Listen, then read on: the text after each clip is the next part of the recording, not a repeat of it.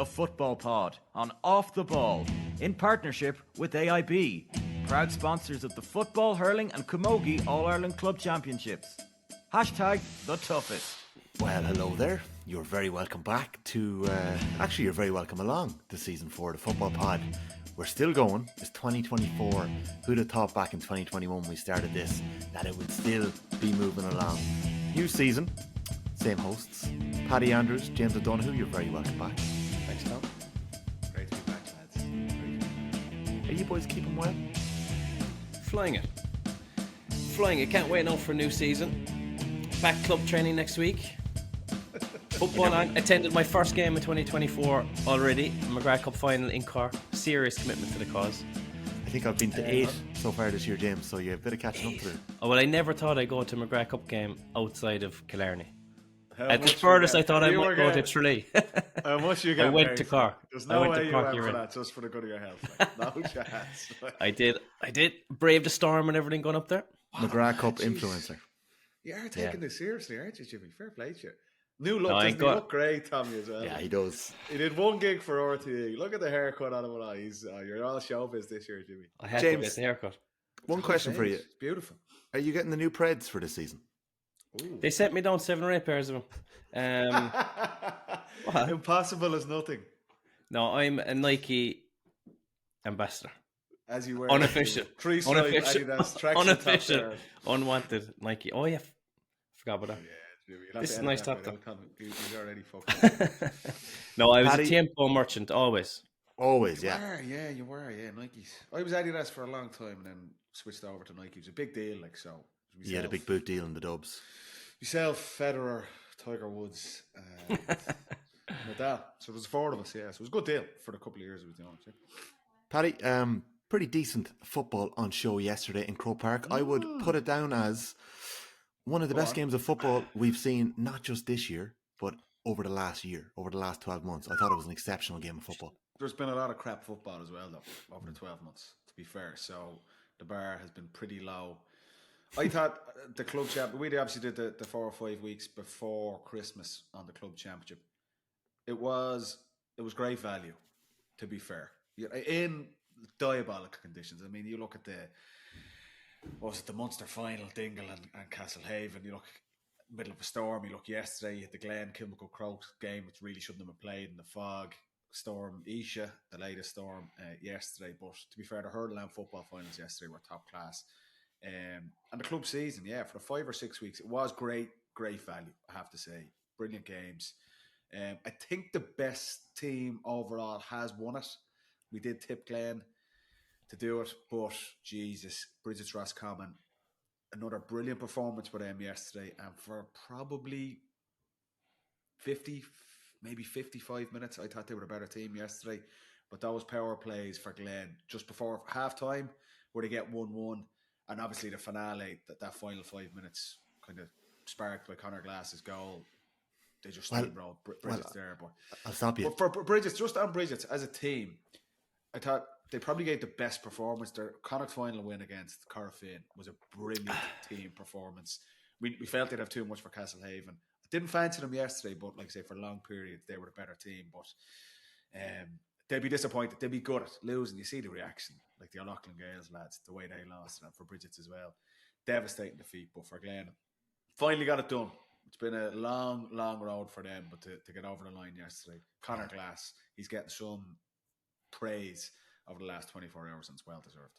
Yeah, James, I think that it did prove, though, that especially this year's championship, that you have to be way more than just a football team to get over the line in an All-Ireland club series. You have to be so much more. It's such a hard championship to win. Like what Glen had to overcome in that semi-final, I'd say that the visibility in the second half was almost zero. And then another storm for the final, up against it, not playing well, black card, and dug it out. Like, it just shows that you need so much more than just be a good team. Like, you have to be ready mentally to win it. I thought Glen were. They never panicked. Do you know what? It was interesting when number 7 Mulholland. Is it Mulholland? They got the black card. Yeah. Colin Mulholland. Yeah, he was coming back on. The calmest man of all time. Do you know? Usually you'd see a fella. He'd be jumping up and down, let me back in.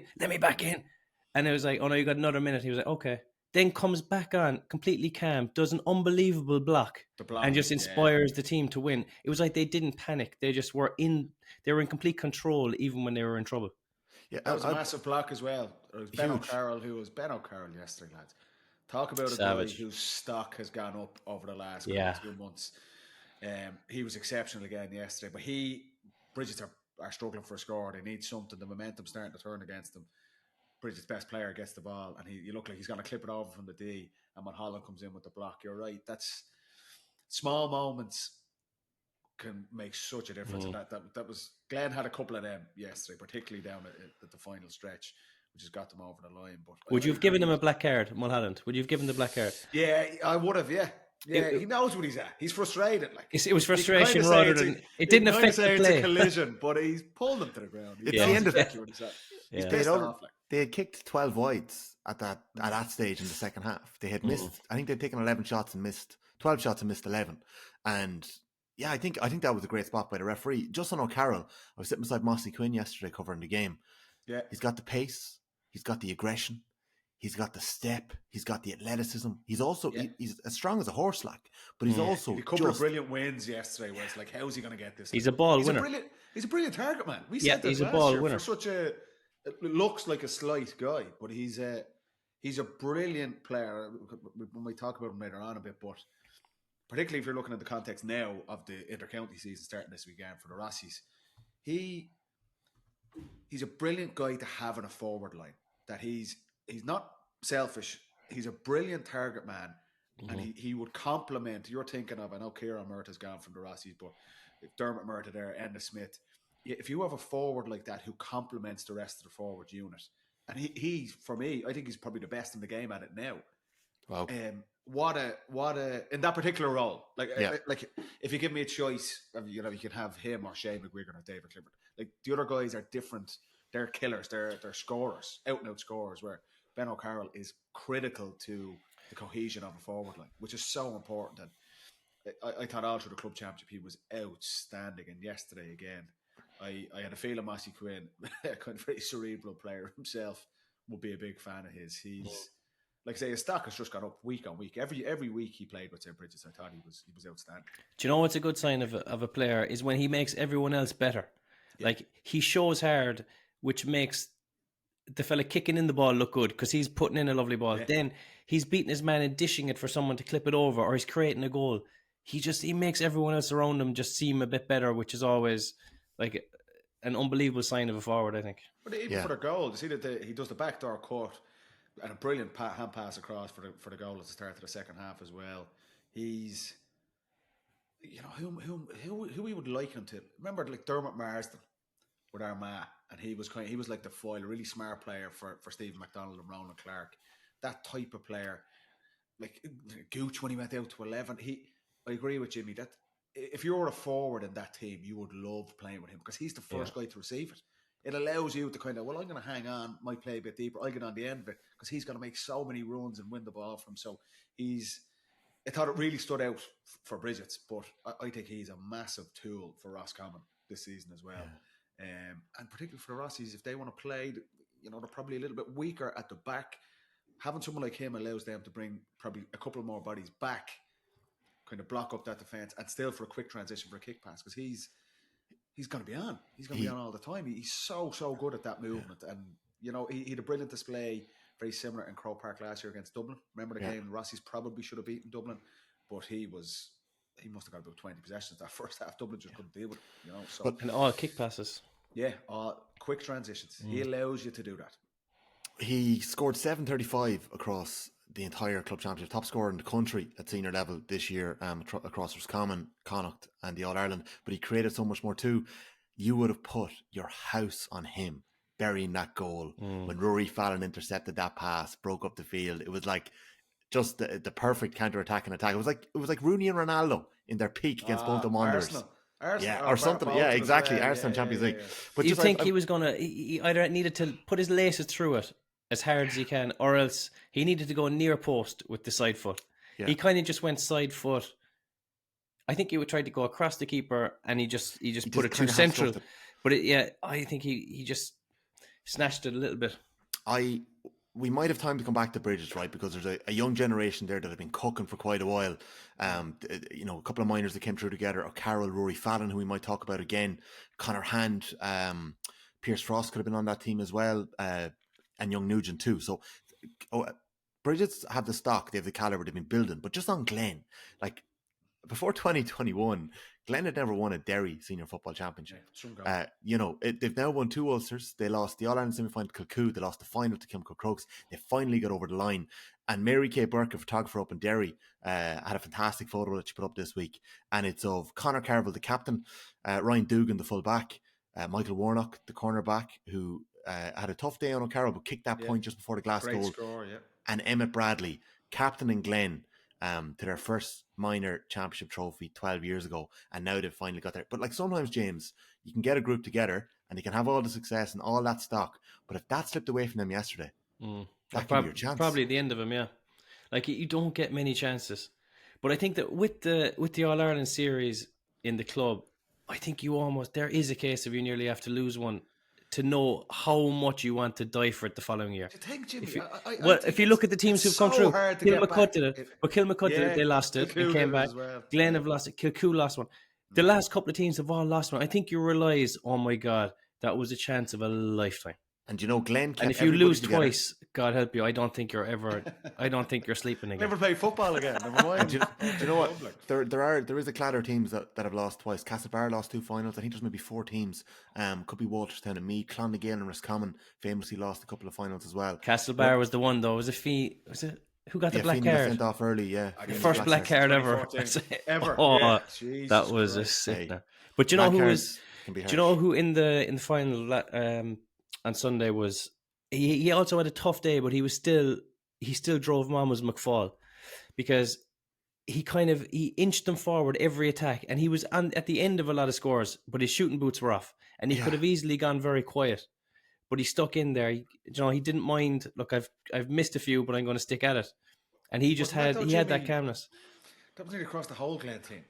Even as good as Conor Glass was, I thought at times in the first half Eddie Nolan was giving him his fill of it as well. Like, For sure, it wasn't a brilliant performance by them at all. But that comes back to nearly the point you're making, Jimmy, where it's like no matter what, we're going to win. They were fine. We're just whatever needs to be done. We're going to pull this out of the bag. And it's like I say, the couple of minutes before half time in the first half where they were really, really outplayed. Brigid's were 4 up, like I say, the goal chance, they could have been even further up. They get it back, they get the 1-1, and then 55 minutes on the clock, you're thinking these guys are done. And then, to be fair, I think Brigid still have nightmares about that goal. They had the free themselves. Bad turnover. Goalkeeper's kind of caught in 2 minds. But once Glen got that momentum, that's where it kicked in. It was like, right, we're not losing this now. That was the power play, wasn't it? I think the nerves, like it's such a mental spot to be there with 5 or 6 minutes to go. You're up. You almost have it won. Your mind might be wandering a little bit. Just do the right thing a couple more times and you're there. I think many teams have lost it at that hurdle. It's like the final hurdle. I'm not sure they lost it there. I feel like they were out on their feet around that time. They actually put in a couple of chances. Knackered. You could see it visibly. Yeah. But 4 up is enough. But like 4 up, they missed a lot of chances. 5 minutes to go. First half though. 4 up, you're there. That 1-1 in the first half, and O'Carroll missing that goal chance. Robbie Dolan getting blocked. 1-1. But Jimmy said, if I get all that, but if there's 5 minutes to go and you're still 4 points up after all of that, you're thinking, Jesus, like that's a good position. It's enough. It's enough. And it was a high scoring. That's a good it was position 16. to be in, to be fair. It was 16-15. Oh yeah, well it was 1 point game. Yeah, 15 points. Yeah, it was a great game. It wasn't, but you can't tell me Brigid are sitting there today. They're absolutely sickened. Sick. It is. They are. Every defeat in the final is such a sick loss. But the last couple of All Ireland club finals, they've all been sickening defeats for whoever lost it. Yeah. Well, that's yesterday's drama, and very quickly, all eyes turn to the 2024 intercounty season. Obviously, it's been running in the background the last little while. We might mention some of the pre-season winners and losers, but this year, lads, for the pod, we have a double dose most weeks. We're going to be here on a Monday. It's going to be free on Spotify and YouTube, as usual in the Football Pod feeds. And then for Off the Ball members, we're going to have a Thursday episode every week throughout the season. we're going to have a lot to talk about as the year goes on. Are you boys looking forward to chatting with me twice a week? Feels like that's something that we could do. We've been doing well the last couple of years. I think we can make it work. We're pushing this out again, T. Dragging the arse out of it. All our time has gone on you, like. All our time has gone, like. Well, we did start originally. Well, he did season 1. The episodes are about 3.5 hours. Yeah. Then we went down to 2.5 season 2. So now we're got to 2 episodes. I'd say we're 2 getting episodes of 2 hours each. Yeah. Paddy, a bit of news that broke last week and incredibly significant. And it's the retirement of Dean Rock.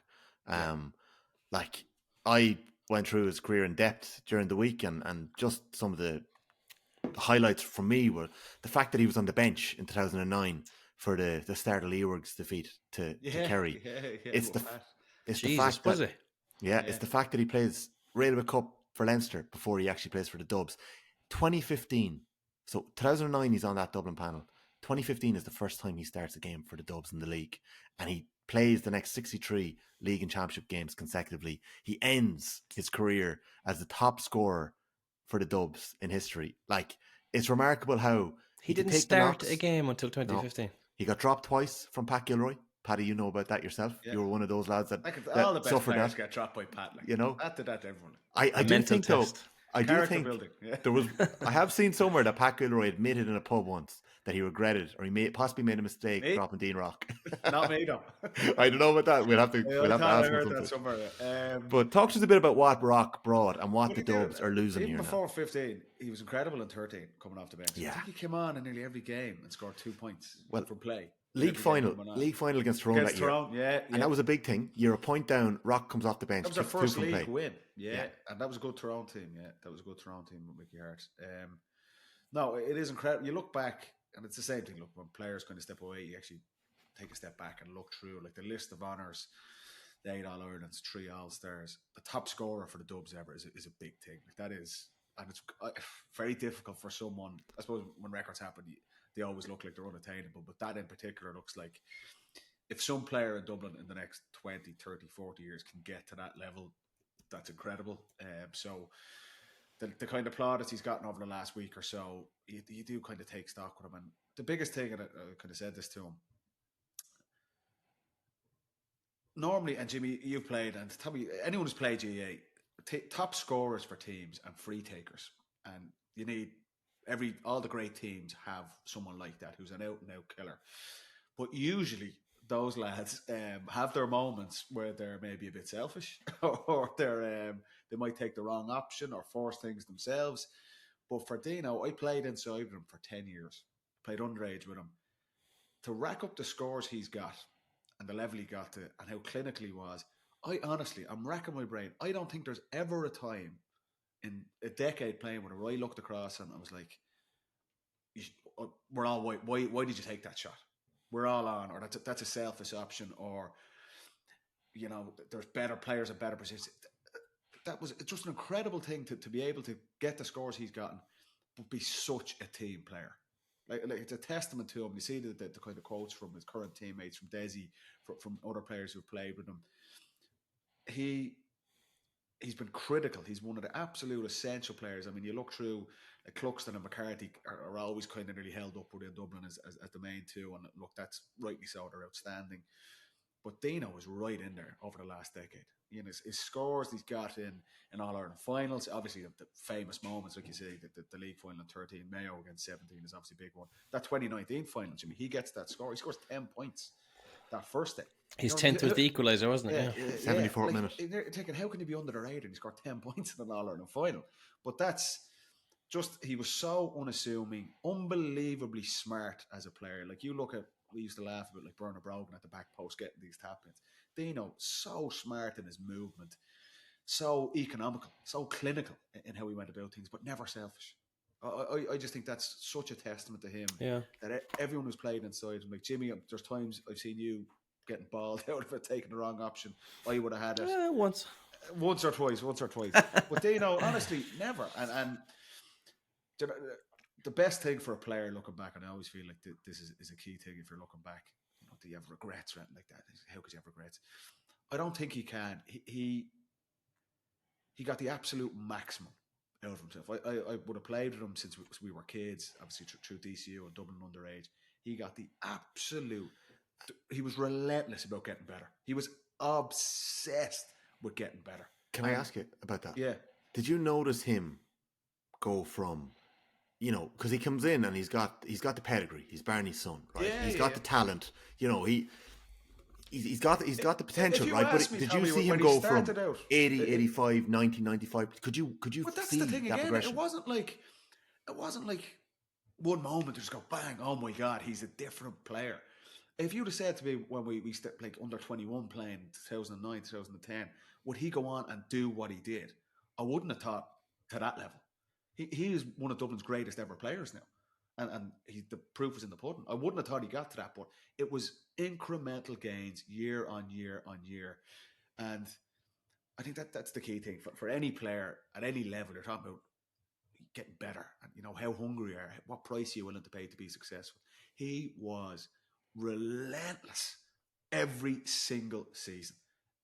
How do I get another inch better? You know, I'm talking to a golf swing guy about technique for connection with a ball. And I'm like, what? Or I'm doing it's just every week. It was like I'm coming in and not in your face. The only way people can grandstand about this and be like, oh, I'm doing this, that, and the other. It was always like, oh yeah, no, I'm going doing this thing about recovery, or I'm going doing this kind of strength training, flexibility training. I'm meeting kicking coaches. I'm doing this type of analysis. I'm going meeting kind of rugby player.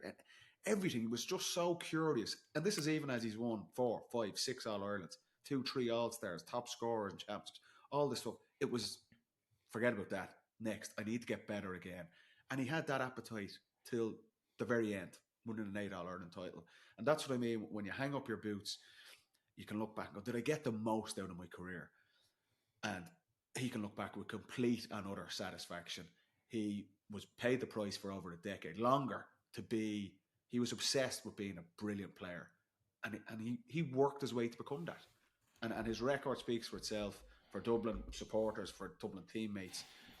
Like I say, you won't hear a bad word about him. He an incredible career, and he doesn't owe anyone anything, you know. And that's a great place to be able to walk away from.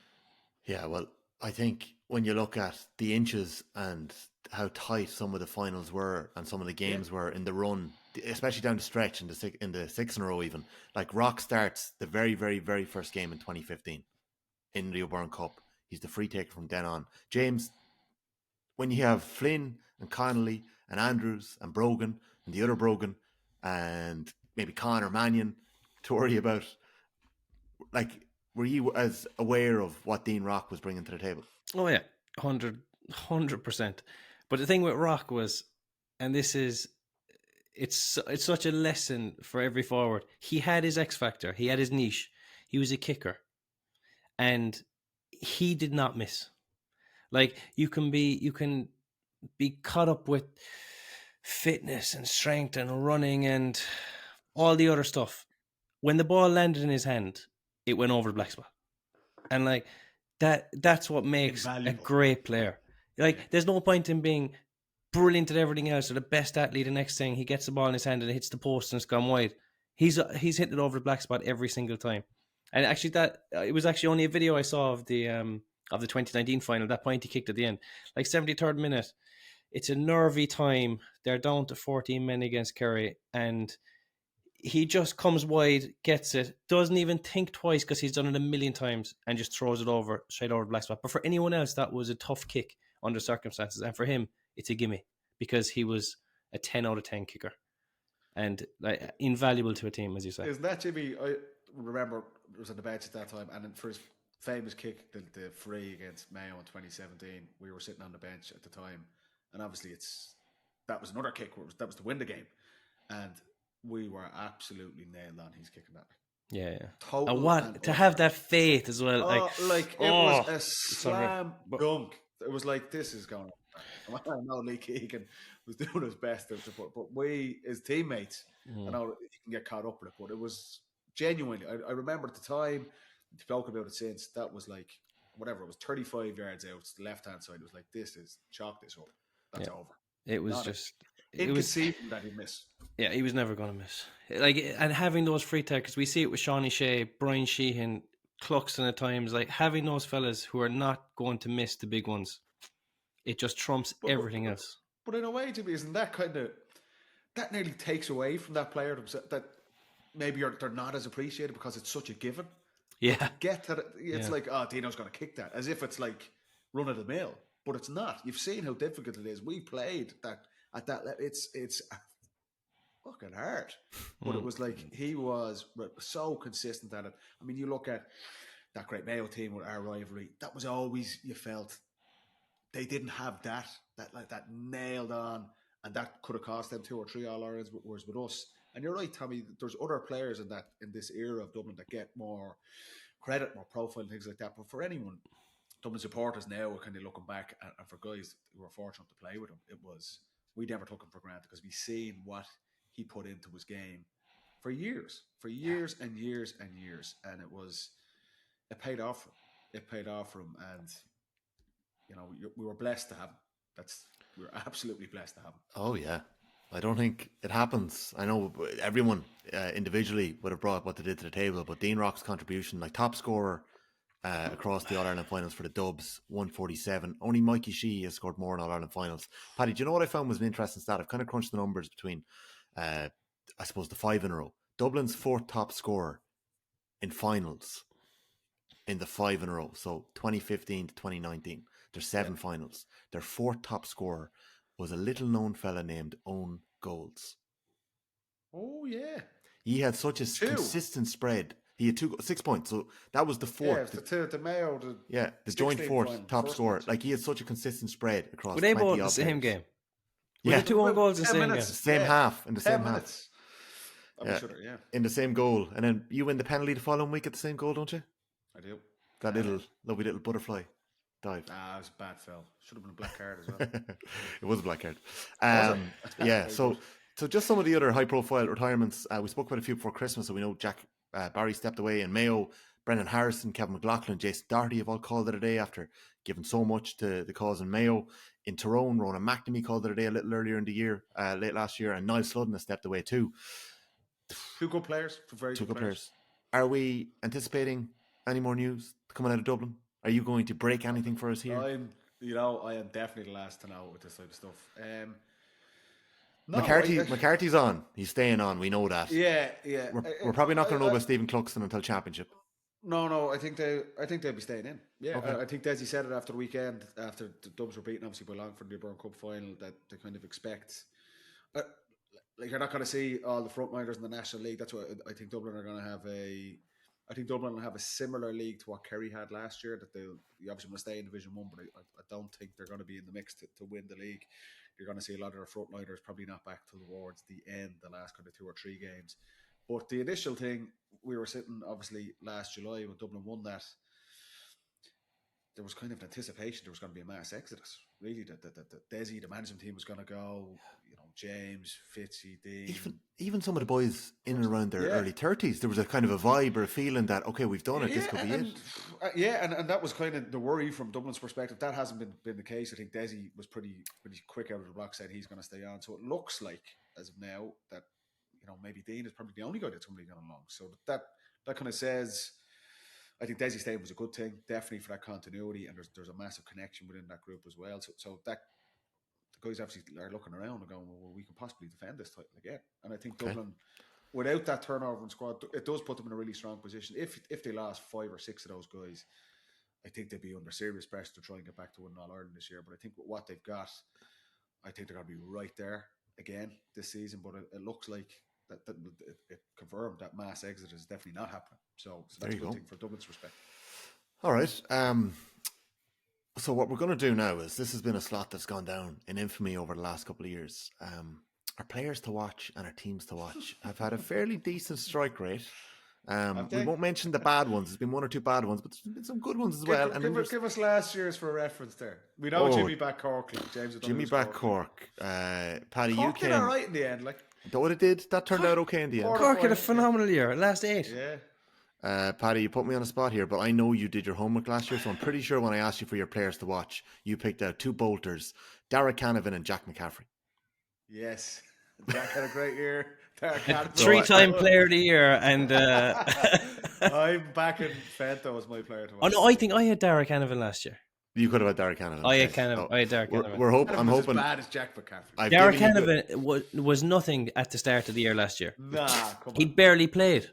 I think he had Okay. like 10 minutes played, and he turned out to have a great championship. He did have a great backed championship. Galway, I think, did I? Okay. Galway. You could have. Look it. Let's forget about last year. We're going to come to that, and then on Thursday's episode, it's for off the ball members. Or if you're not an off the ball member and you have the off the ball app, you can get 3 free listens a month. I'm not telling you to use that to listen to the football pod, but you absolutely could if you wanted to. Do that. And that's that. And if you want to just check out where to join, it's offtheball.com/join. You get all of our GA, all of our rugby, all of our soccer, all of the good stuff from Off the Ball, every single podcast, whenever you want. Just sign up there. So just before we get into that, I'll do a whistle stop tour of the provincial result or the preseason results of the weekend, right? I've watched all of these games actually, apart from the Dubs and Longford. So Derry 12, Donegal 6. Mickey Hart wins his 13th McKenna Cup. I think So going, isn't it? Like 13 McKenna. He loves Remember Tyrone used to steamroll that every year. Yeah. He loves it. I think Jim will be happy enough though, because he's got a lot of new players coming through in Donegal. He's embedding a new style. He's going into a Division 2 campaign now. I think it'll be okay. Derry, very strong team for Mickey Hart. They're minus the Glen boys. He has given a lot of game time to Donegal Gilmore from the Brian Og Steeltown club. Same with Ben McCarran. Those two boys won an intermediate All Ireland a couple of years ago, beating the Gael in the semi-final. James, you might remember. And Declan Cassidy. So there are 3 boys in around the half-forward line. That might be where Mickey Hart is getting that edge next year when Derry, we feel like, need a little bit more, just maybe something small to get over the line. There was 3 men sent off in this game. Brendan Rodgers, his foot came down on Darrow Boyle. It was a little bit like Roy Keane and the Porto keeper, I would say, back in 2003. And then Paddy McBurty, obviously being the captain, got involved, and he was sent off as well. Oisin Gallen got sent off 2 and 2 yellows. Don't worry about it. Those boys are only suspended for the 2025 McKenna Cup. So they'll be okay for the league. Holidays next January. Yeah, so I'm not sure anyone's going to read too much into these results. I'm going to go through them quickly. Roscommon Hockey Galway by 18 points, 225-13 in the Dome. Played with the orange ball. A load of the Roscommon players kicked 3 points apiece. Carl Heenan was back and moving very well. early Adam to be going McDermott. that. It was Galway's second/third string side, I would nearly say. So we'll leave it at that. Roscommon, a very tight panel at the minute. A couple of boys have gone away. They're missing the Brigid boys, a couple of injuries, but they're moving okay. So maybe they need a good start to Division 1 to stay up there. Longford, the behemoths of the Aburn Cup. Back to back champions. Back to back, baby. Yeah. So Longford won this competition in 2023, and they went on to win a grand total of 2 more games across last season. One in the National League as they got relegated to Division 4. Yeah, There should be a team holiday if you win that back to back. There should be. Cancun. I think so. Just a note though, man of the match. Before the championship. Man of the match in that game is Cathal McCabe, and people are raving about this young fella. Really excited to see what he's going to bring to the table this year. And for the Dubs, complete a lot of new players. Comerford played, Collie Mescal played, and just to mention Collie Mescal's breakout year last year, where he really announced himself and established himself. He played every single game last year for the Dubs, starting with the O'Byrne Cup campaign, and that launched the season. So we'll see who breaks into the Dubs from there. And in the big game of the weekend, James, give me your 60-second report from Cork are back. 4-3 on penalties. They beat Kerry and Porky Rin. They did. Well, it was a draw. Penalty And then shootout, there was bro. penalties. Who got the cup? Yeah, no, Cork won. Do you know what? I think it was actually Kerry didn't care obviously about the result, but I think it's a decent result for Cork to actually go and beat Kerry. I think they needed to do it for the first time in a long time. Get it under the belt, just get a bit of confidence. Cork were decent. They hung in there for a lot of it. Got a great goal. Chris O'Jones got a great goal to kind of put them back in the game. Kerry kicked a lot of ball first half, but they had a lot of young fellas on, just giving them game time. They were settling in lovely, and then they brought on the older fellas second half, but Cork had a bit of momentum. Yeah, I must say it was an enjoyable game for pre-season. Both teams got a lot out of it, but Cork could be happy to win. I don't think the result mattered too much to Kerry. Anything different Cork style of play, Jimmy? Are we seeing? Are you getting bodies back? I'd that still type of be thing? worried enough about Cork's style of play because they just look a little bit rigid up front or something. Like they ran a lot of ball and kind of got into It's good their style positions. though, But, isn't it, like? but Cork, yeah, it is. But Cork, I remember when I was growing up, Cork, so many silky kickers. You know, they'd kick from anywhere, especially in Parky Ring. Building, Colin They'd O'Neill. kick from anywhere, and next thing the crowd, they would just go, oh, and next thing a big roar because the ball would go over from miles out. But they don't really have those kickers at the moment, so they're kind of creating more basic scores. But they did trouble Kerry with that, I must say. Kerry, if you look, Jimmy, do you remember that their game of Porky Creek last year in the championship, where particularly in the first half, Cork were asking serious questions of Kerry, that running game, and Kerry were probably their own kind of defensive struggles. But we said at the time, it was like, they don't have killers up front. You know, Hurley obviously had a great championship with Castlehaven, but Sherlock Hurley, lads, there's plenty to come back. Yeah, no, I hear that, but you're thinking for Cork to go to the next stage, because you're right. I know we kind of had a laugh and joke about it last year, but like they knocked the Rossies out in the championship last year, got to an All-Ireland quarter final, and what was ultimately the worst game of football I've ever seen in my life against Derry. But it was overall a positive year for Cork. Can they kick on with it? You do feel that's of interest their style of play. Well, we're gonna talk about our teams to watch. We're gonna talk about our teams to watch on Thursday. Okay. So I don't think Cork is going to be one, but Cork will probably have a good Division 2. Okay, well, they have a good chance of getting out of it. But hold your thoughts on that, because I want to get he's your players to watch.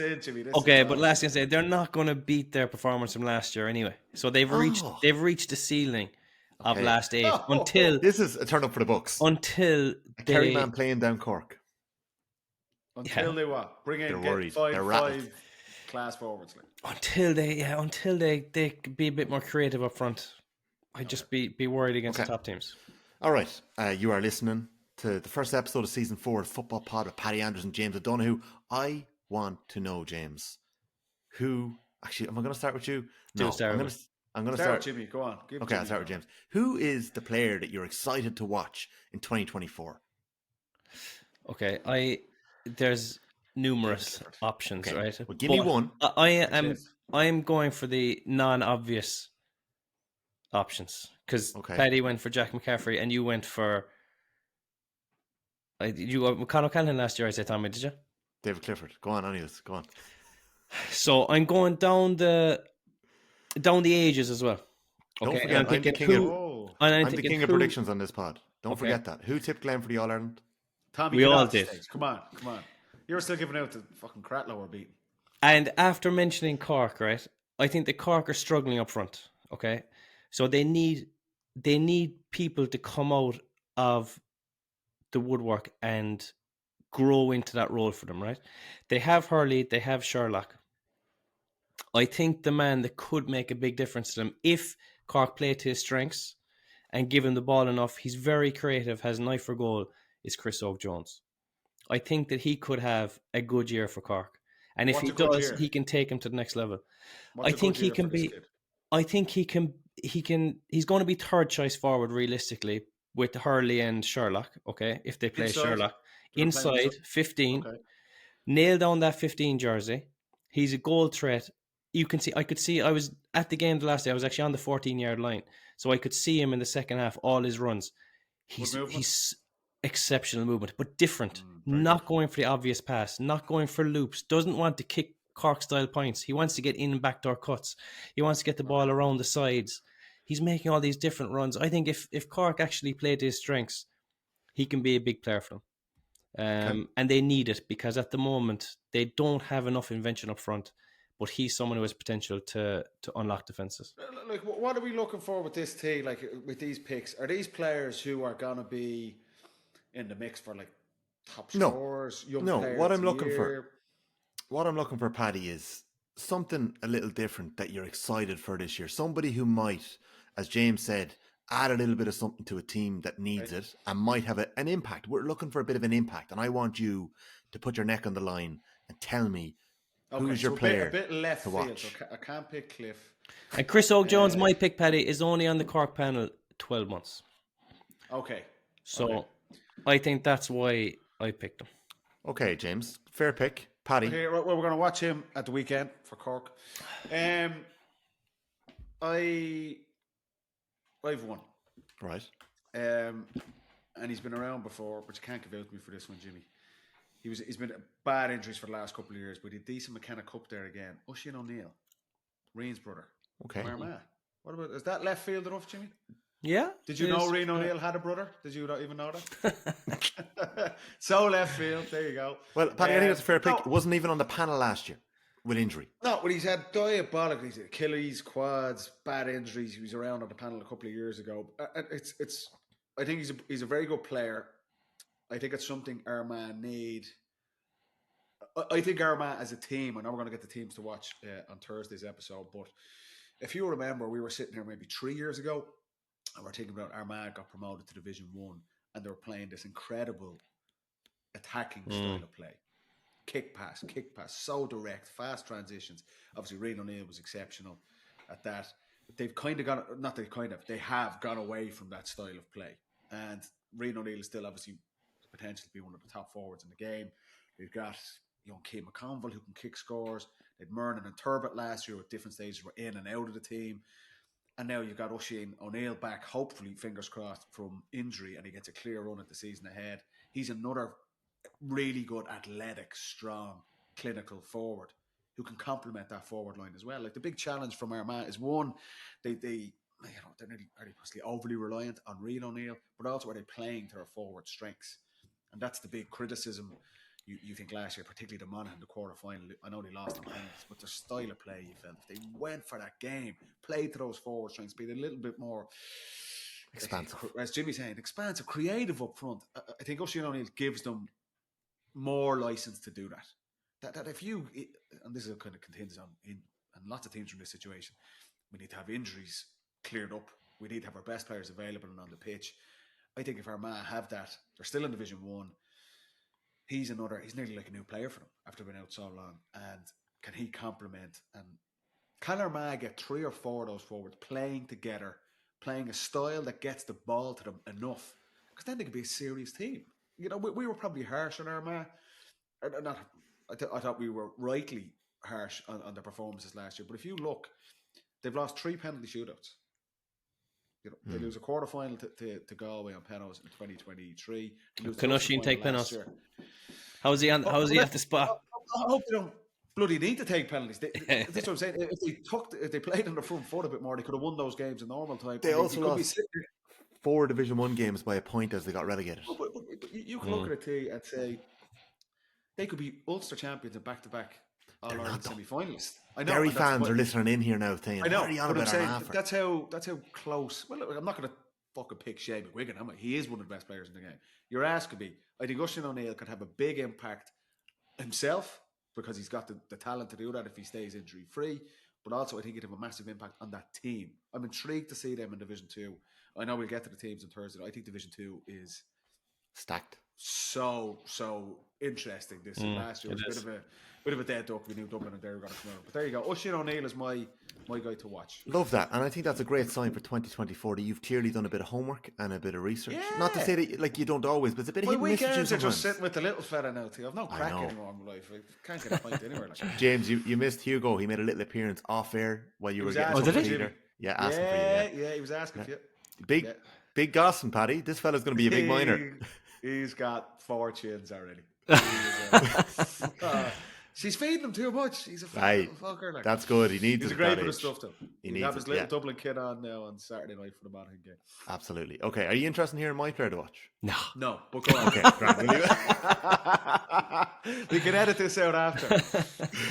Okay. Go on, Tom. Go on, give it to us. In keeping with the theme of this pod, where we are criminally, and I should not be in that regard at all, leaning towards forwards, I've gone for another player that I'm excited to watch this year. And it is a little left field. Seriously. It's a little left field. Actually, I did think about going for Paddy Mogan from Donegal.